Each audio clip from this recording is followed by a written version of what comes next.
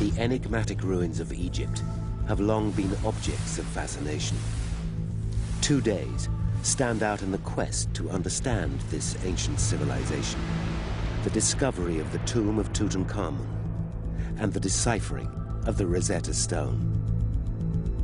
2 days that shrank millennia to a heartbeat and unraveled the mysteries of life in ancient Egypt. This is a dramatization of events as they happened on those days.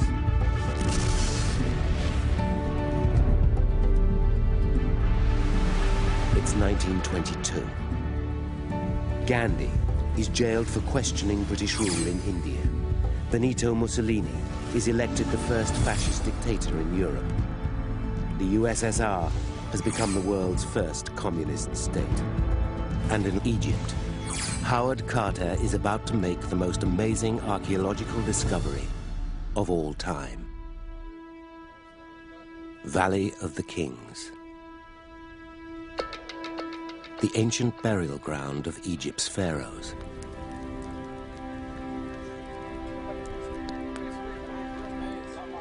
Another day of work is about to start on the latest archaeological dig in this sun-baked valley 6 miles outside of Luxor.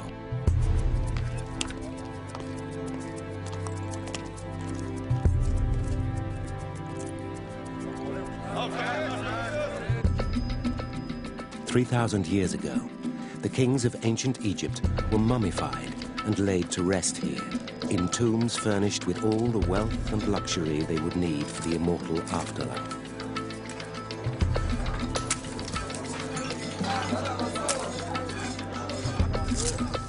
Many have come here in search of the riches of the pharaohs.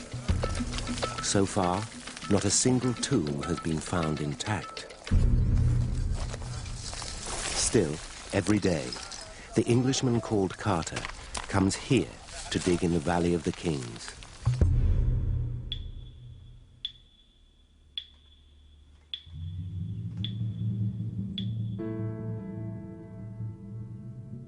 For Howard Carter, this is his 7th year excavating in the valley. It is very likely to be his last.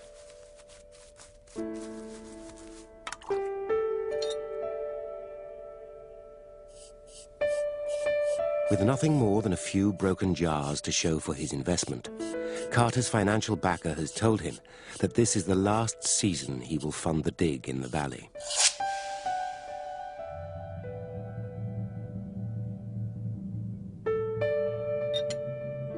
For the self-taught archaeologist, this is the last chance to prove that there are undiscovered tombs in the Valley of the Kings.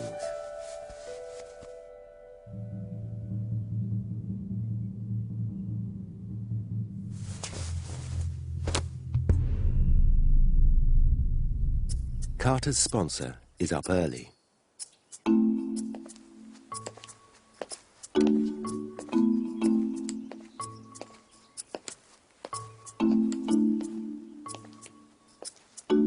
George Edward Stanhope Molyneux Herbert, the 5th Earl of Carnarvon, developed his interest in Egyptology after a near-fatal motor racing accident.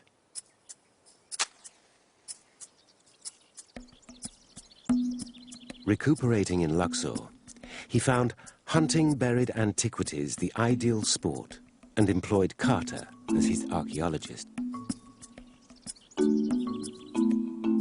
Now, after spending £35,000 on the dig in the valley, he has had enough. But 3 weeks ago, he received a telegram from Carter that overbrimmed with excitement.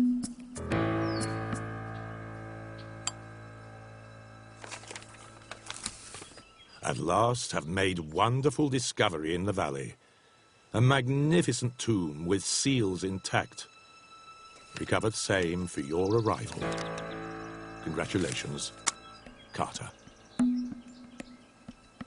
He arrived in Luxor 2 days ago, keen to see the source of Carter's excitement.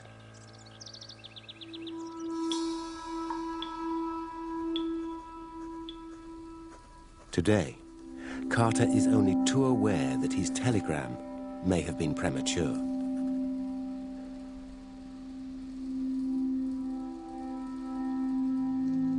He had started work on November the 1st. 3 days later, his workers had found the top of a sunken staircase that bore all the hallmarks of being a tomb entrance.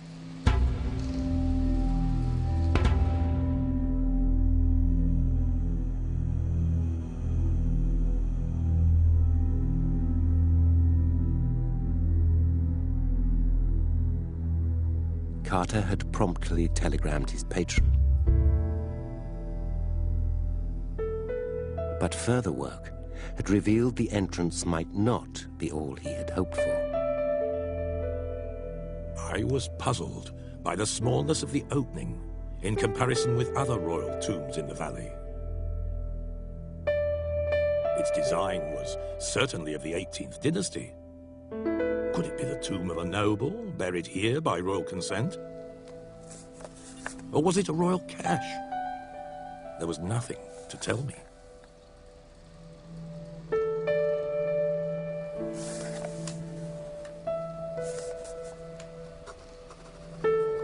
With the imminent arrival of his patron, Carter is desperate to find out what, if anything, lies at the end of the tunnel.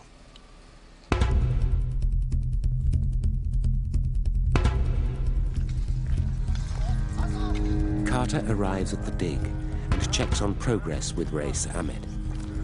Morning, Rais. How's it going? I'm up.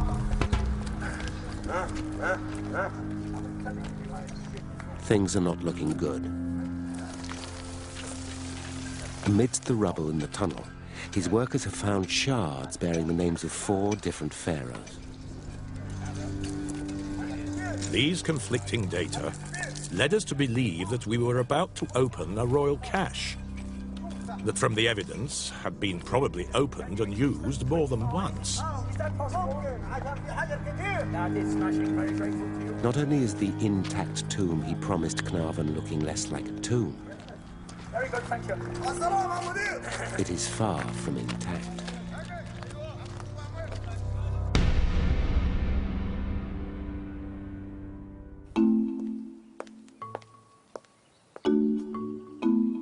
Carnarvon's daughter joins her father for breakfast. So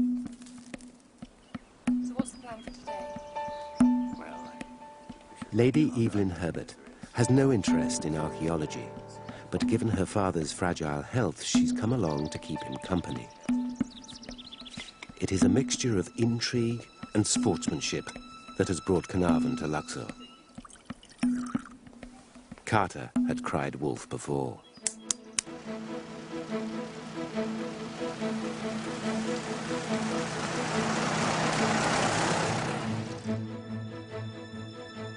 He had found a tunnel in 1898, which he thought was the entrance of a tomb. But after 2 years of excavation, it led to just an empty room.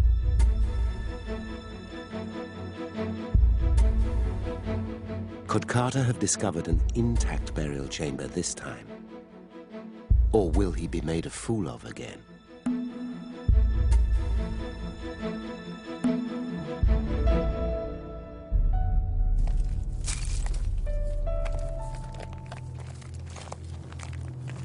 For the last 7 years, Carter has been digging for one tomb in particular, that of a lesser 18th dynasty pharaoh called Tutancâmon. Not that he had told anyone. Current archaeological wisdom holds it has already been found. 13 years ago, in 1909, a ransacked burial chamber was identified as the final resting place of the mysterious boy pharaoh. But for Carter, the evidence did not add up. Based on the fragments of funeral paraphernalia bearing the pharaoh's name he has found, he is convinced Tutankhamun's tomb remains undiscovered. Might these 16 stone steps lead him to it?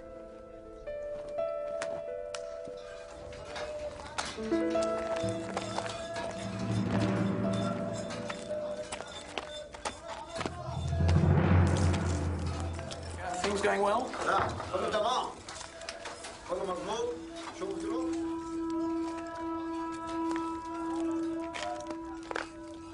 Carter is worried. The tunnel is smaller than all the other royal tomb entrances. Far from an intact tomb, he may be on the threshold of a major disappointment.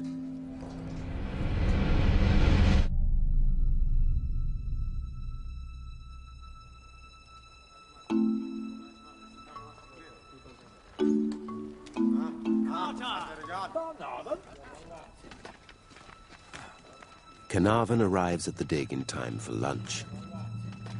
Hello, Howard.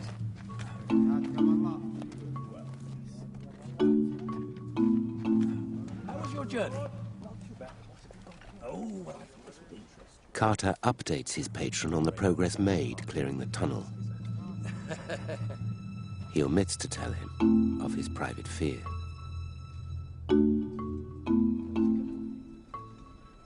If it does turn out to be just a ransacked cache, Carter will not only be humiliated and embarrassed in front of Carnarvon, it will be the end of his career.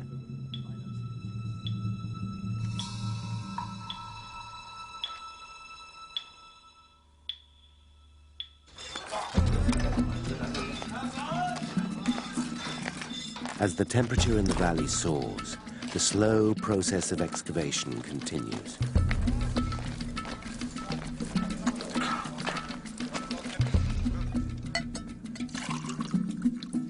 For Carnarvon, it's an all too familiar game that requires little more than patience. A quality that Howard Carter is running increasingly low on.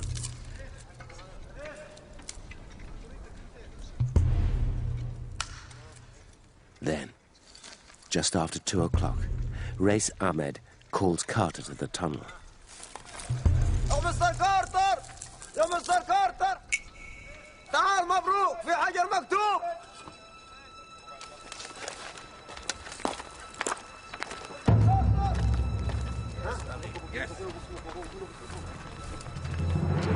The workers have come upon a second sealed doorway.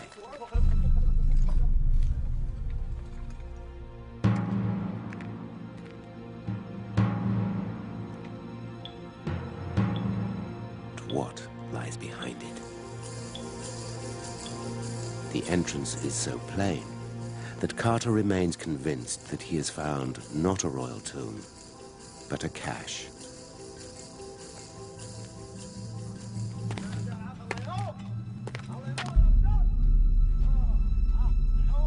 He is also convinced that when they break through this door, they will find it ransacked.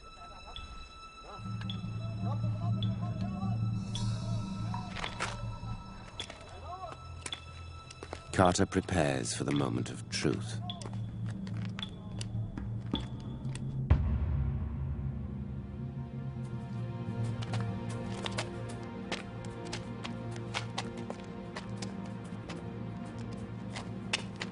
Carnarvon and Lady Evelyn accompany Carter down to the sealed doorway.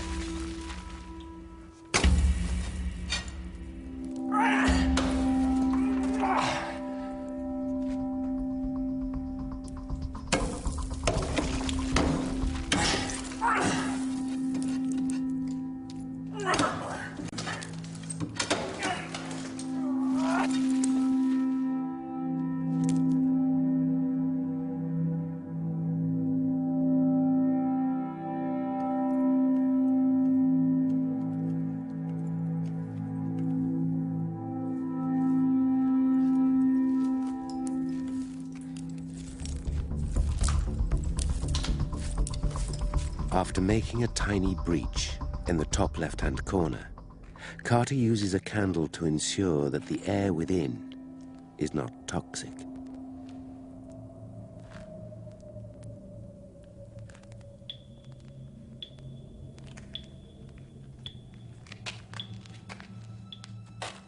Finally, he peers in.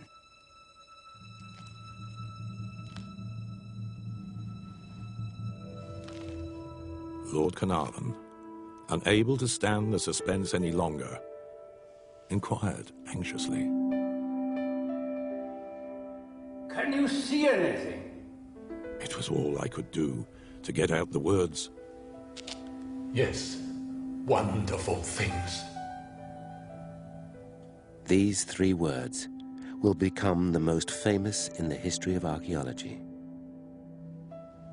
3 words that barely hint at the true wonder of what he has just discovered. With the rest of the door cleared, Carter, Carnarvon, and Lady Evelyn finally enter the chamber.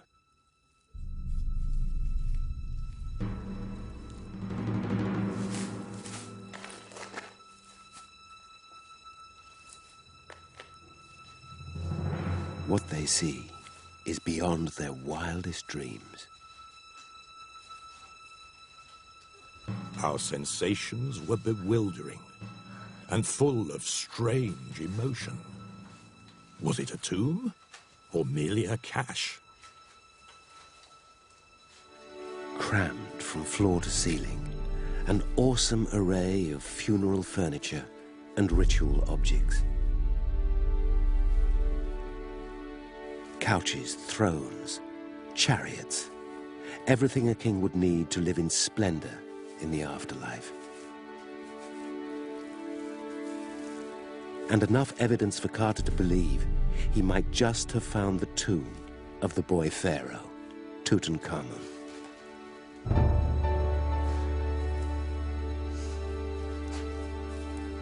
For Carnarvon, it is the Aladdin's cave he has waited so long for. There's enough stuff here to fill the whole floor at the British Museum.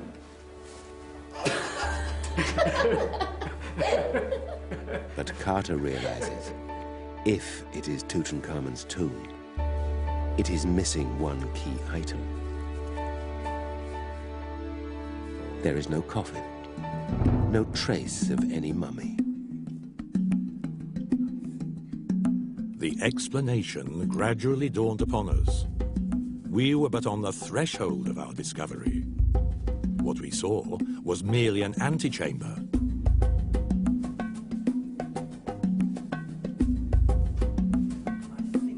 In between the 2 lifelike figures on the far wall of the chamber, Carter discovers another blocked doorway.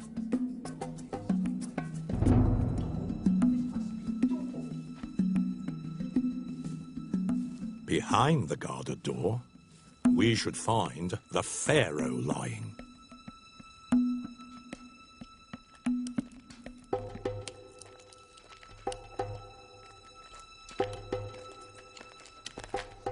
A year later, in his published version of events, Carter will write that they resisted the temptation to proceed further in their explorations. That they exited the tomb, made it secure, left the valley, and returned to his house, strangely subdued.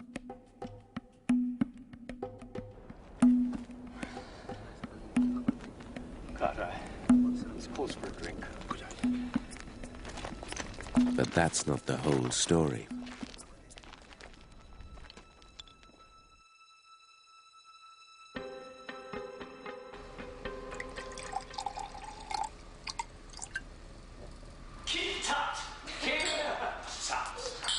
Back at Castle Carter, they celebrate their discovery.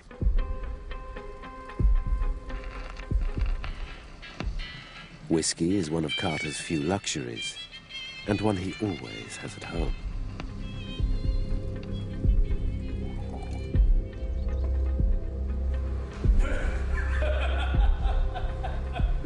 It is what Carter will later describe as the day of days.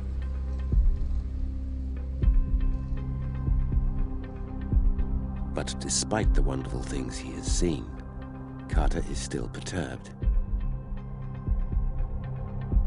If it is the pharaoh Tutankhamun's tomb, then why is the chamber so small? And what if behind the next doorway they do not find the pharaoh lying in his coffin. Carnarvon needs no encouragement.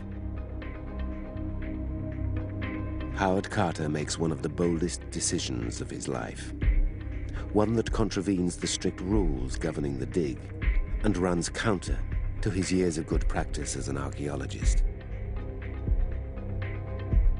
It's a decision that must be kept secret. But 3 months later, on the very day of the official opening, Lady Evelyn will tell the truth about what she and her father did. It is a thing I would never give away, and it is one which I think ought not to be known, or at any rate, not at present. Here is the secret. We have both been into the second chamber. Well, after the discovery, we had not been able to resist. We made a small hole in the wall and climbed through. Carter, Carnarvon, and Lady Evelyn return to the Valley of the Kings. Then, at the base of the wall between the two black sentinels, they make a small opening.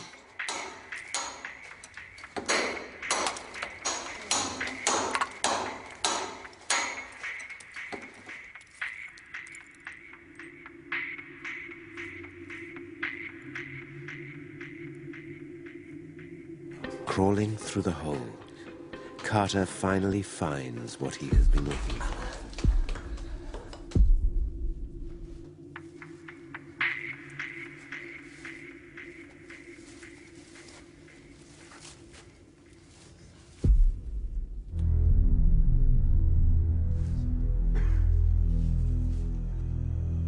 A huge golden sarcophagus covered in the name of the mummified pharaoh within. The final resting place of Tutancâmon, undisturbed for 3,245 years.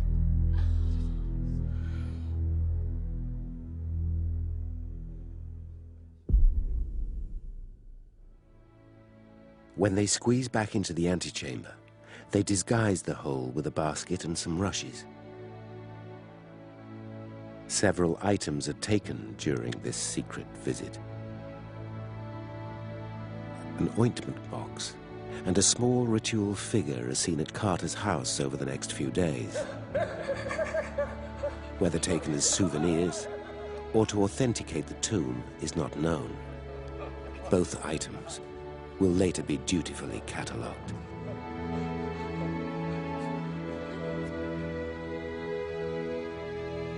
The rest of the world will have to wait 3 months for its first glimpse of Tutankhamun's sarcophagus, when Carter will perform the authorized opening of the burial chamber.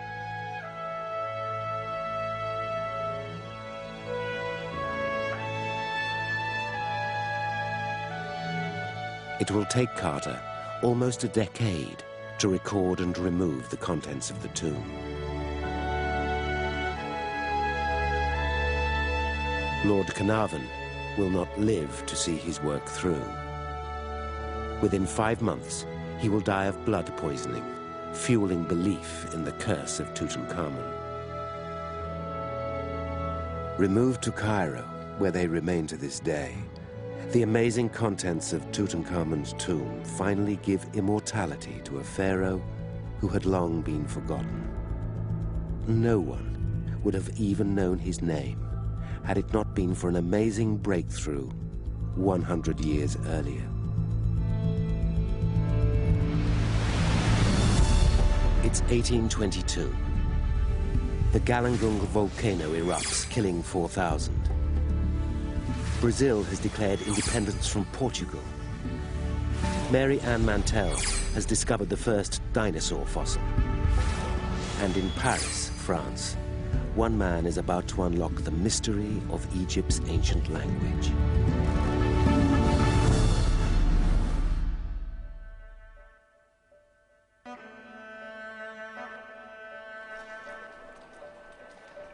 (28) Rue Mazarine, Paris.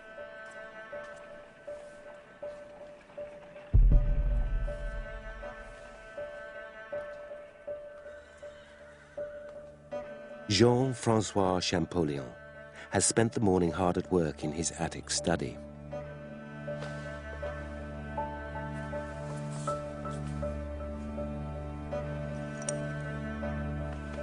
He arrived in Paris a year and a half ago, miserable and broke. An ardent Republican, he has lost his university post in Grenoble and narrowly escaped trial for treason after supporting an anti-monarchist uprising. Leaving his wife behind, he has fled to Paris, where he has relentlessly pursued his obsession, the successful translation of the language of ancient Egypt.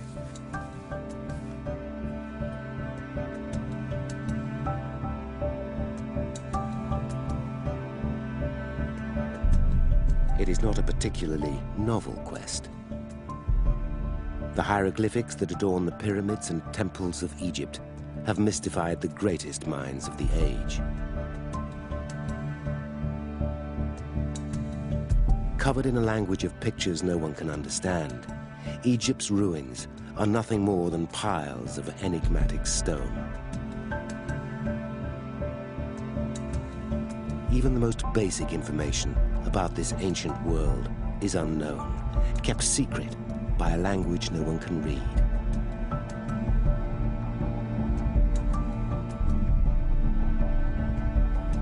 A language Jean-Francois Champollion is on the brink of deciphering.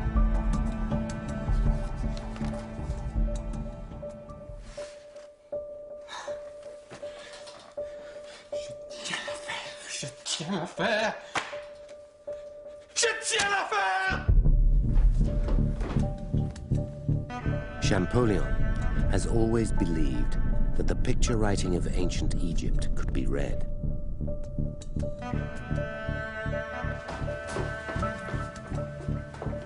Now he has made the breakthrough he has spent 2 decades of his life working on.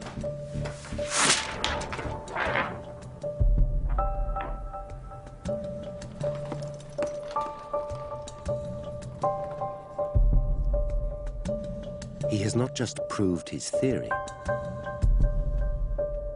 he has found the key that will unlock the mysteries of ancient Egypt.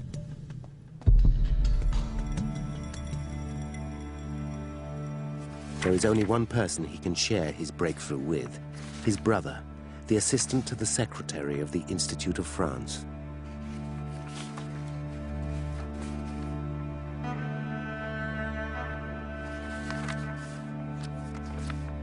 Jean-Jacques Champollion is just finishing off his morning's work in preparation for lunch. His office is just round the corner from Rue Mazarine. Champollion covers the 403 meters in just under a minute.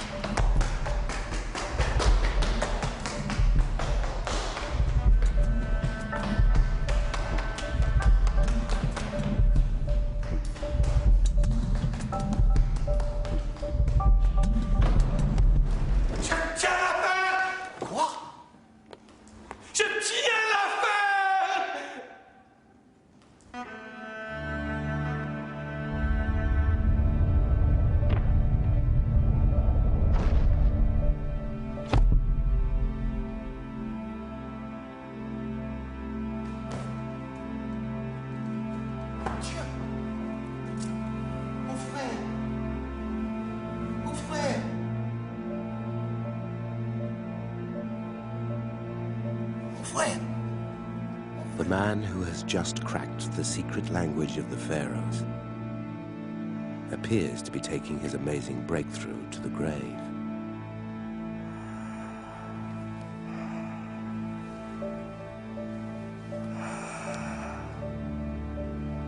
Au secours! Au secours!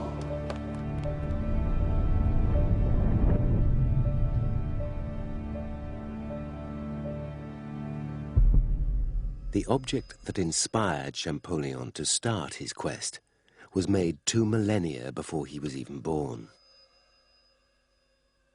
The Roseta Stone. A monumental tablet carved in the Egyptian city of Memphis 196 years BC.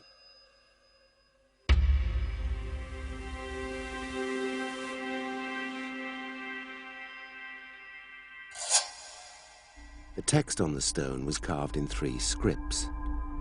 The top section is in hieroglyphics, the language of pictures and symbols found on the ruins of ancient Egypt.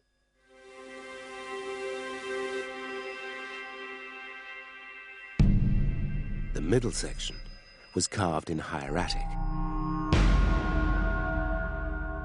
a joined-up written language from the same period, while the lower section of the tablet was written in Greek, the language of Egypt's rulers, 196 BC. Within a few hundred years of its creation, knowledge of the 2 Egyptian languages and the civilization that used them will have vanished.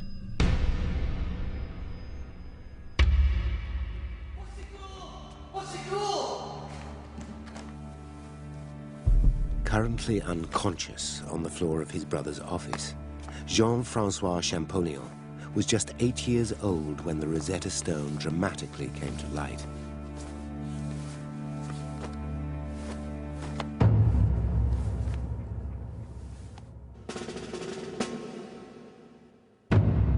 In 1798, a group of French soldiers unearthed a mysterious stone monolith near the Egyptian town of Roseta.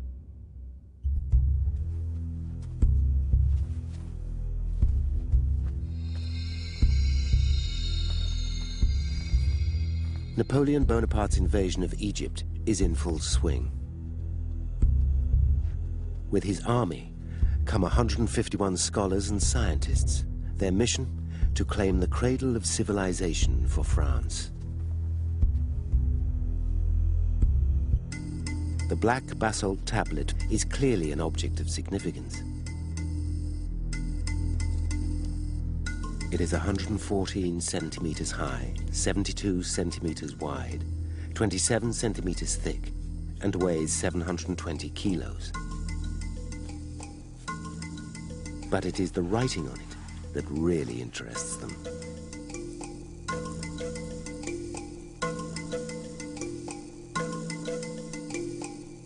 The first 2 sections are indecipherable ancient Egyptian, but the lower section is obviously Greek.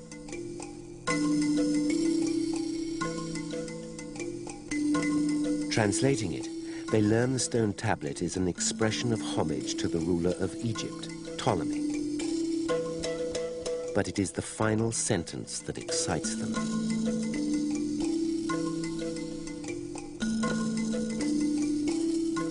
It orders that the decree be written in Greek and both of Egypt's ancient languages. If the 2 other sections are translations of the Greek text, then the stone found in Rosetta offers a prospect as simple as it is spectacular. Using the Greek, it should be possible to decipher the 2 ancient Egyptian texts. The soldiers dispatched the tablet to the French Institute in Cairo. It will soon become apparent that finding the stone was the easy bit.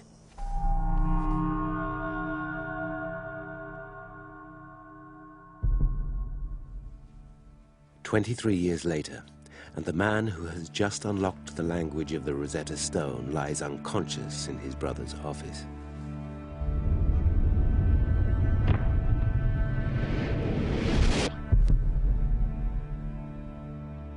Having called for a doctor, Jean-Jacques desperately tries to revive him.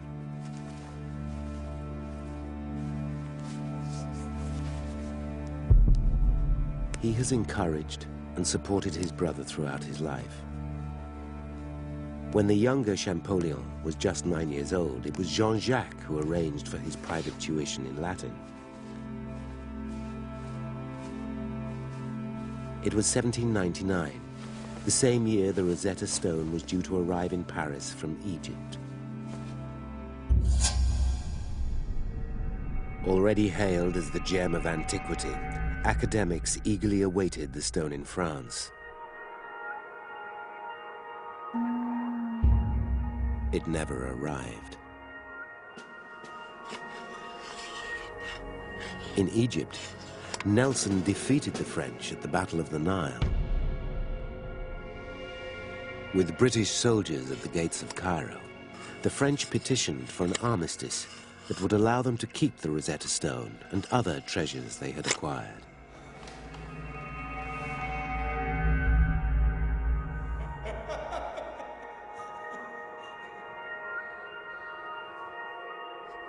The British commander, Lieutenant General Sir John Healy Hutchison, would have none of it.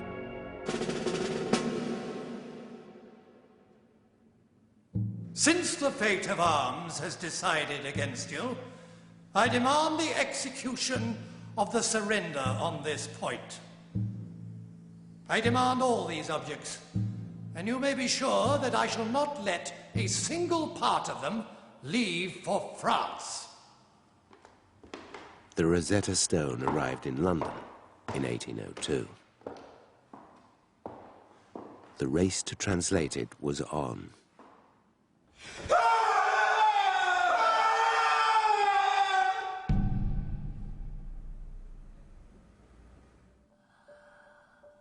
"20 years later, no one knows that Jean-Francois Champollion has finally unlocked the lost language of ancient Egypt.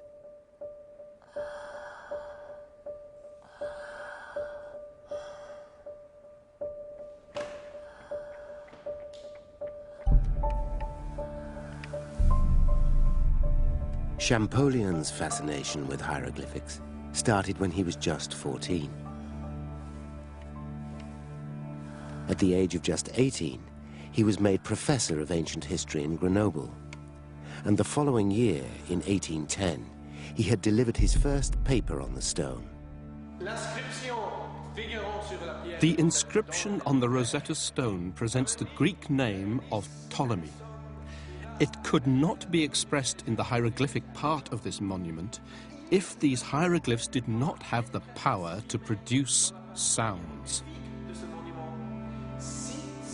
Not just a written, but a spoken language, Champollion believed that hieroglyphs could create sounds. It was a radical proposition.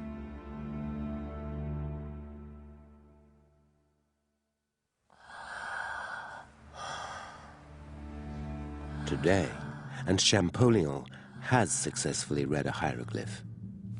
Quite how remains trapped in his unconscious mind.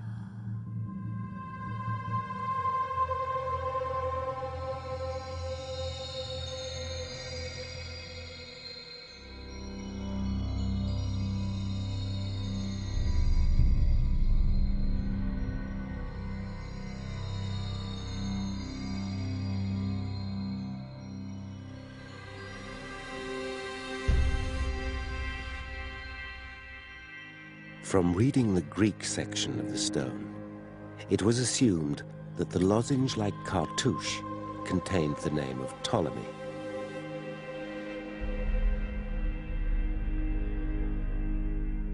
Champollion believed that the signs in the cartouche each represented a different sound. But he had no idea what each symbol sounded like. To enable and prove the decipherment of a word, Champollion realized that he needed to compare a pair of names in which the same signs recur.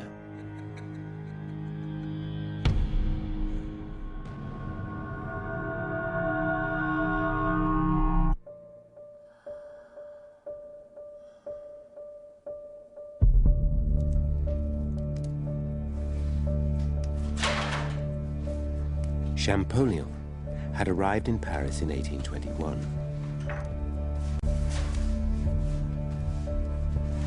Broke, alone, and shunned by fellow academics, he still clings to his theory. I have analyzed this language so much that I could teach it in a single day. I shall prove that words are composed of a series of signs that represent sounds. On December the 23rd, he celebrates his 31st birthday alone. A simple idea crosses his mind. To count the individual characters in the inscriptions.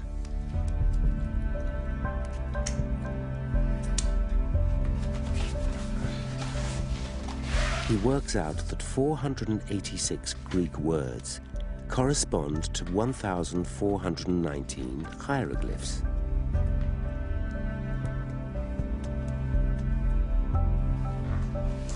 It seems to him now obvious.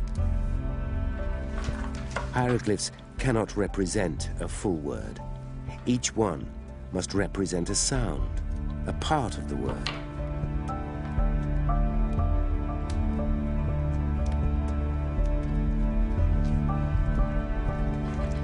But still he lacked the evidence to prove his theory.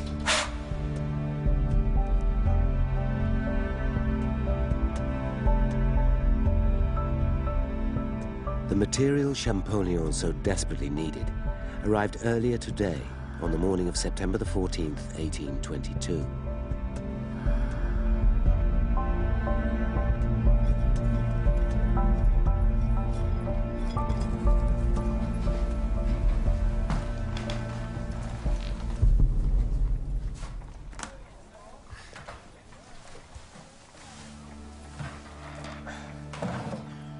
He receives a letter from his friend, Nicholas Huyot.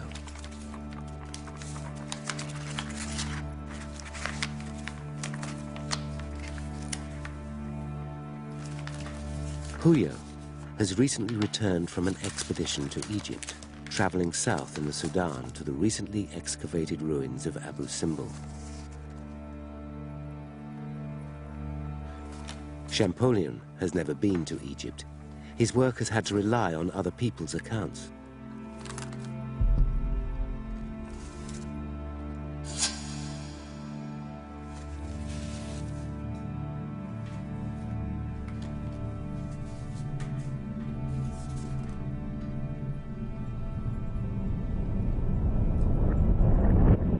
Champollion spots a cartouche amidst the numerous hieroglyphics.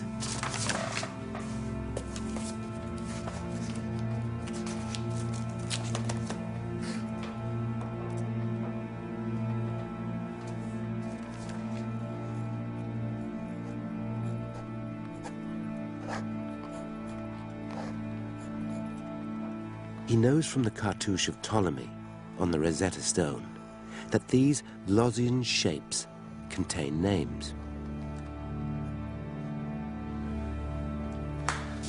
Champollion is drawn to one of the individual hieroglyphs, a circle within a circle.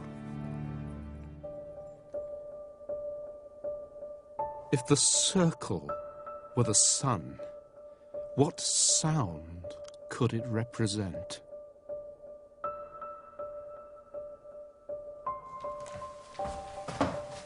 Of all the languages he has studied, Champollion has always believed Coptic, the language of early Christian Egypt, to be closest to ancient Egyptian.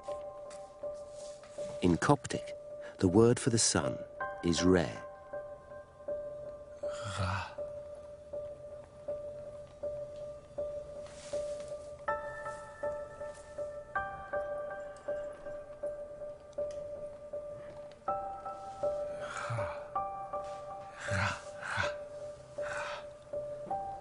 Change the pronunciation of Re slightly, and you have the name of one of Egypt's ancient deities.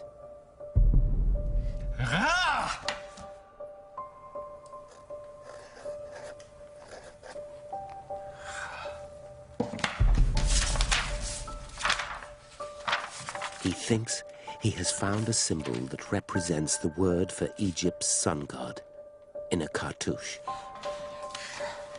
He hazards a guess. If the second sign is an M, and the last two signs are both S, it means he has successfully deciphered one of the most famous ancient Egyptian royal names.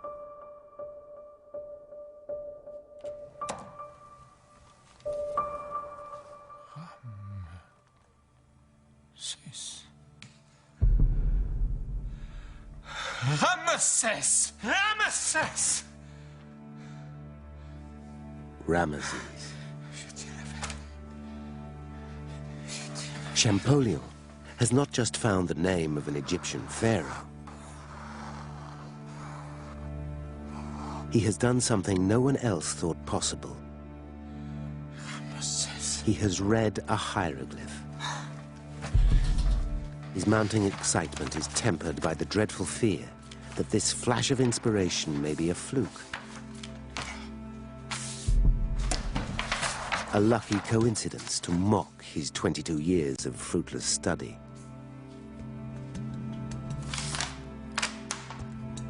Searching the rest of the drawings sent by Huyo, his eye is caught by another cartouche.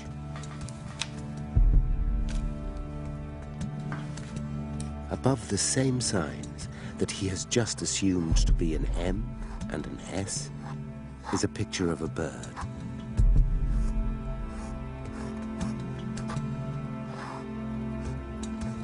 What sound might that represent? The bird of the Nile is the ibis. And in the ancient world, the ibis was used to represent Thoth, the god of scribes. If the bird is an ibis, then Champollion can read the name in the cartouche. Tutmosis. Tutmosis. Another royal Egyptian name.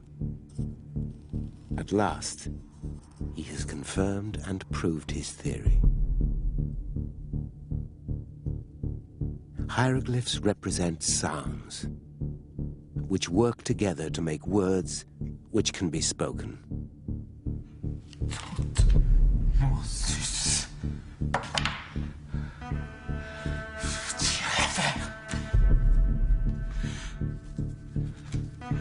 Je tiens l'affaire!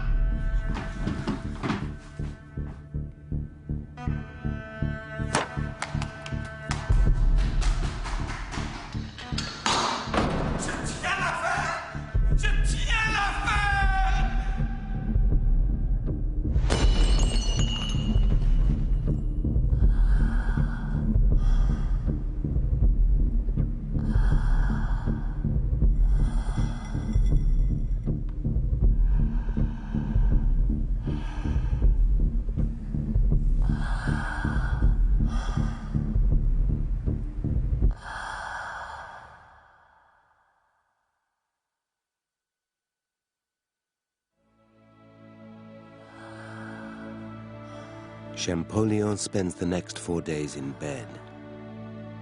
But by September the 27th, he will have recovered enough to announce his findings to the Institute of France and the rest of the world.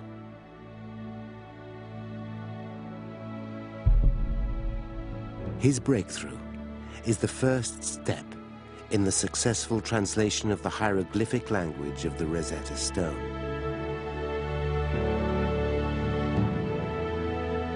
And will provide the foundation for the subsequent exploration and understanding of life in ancient Egypt.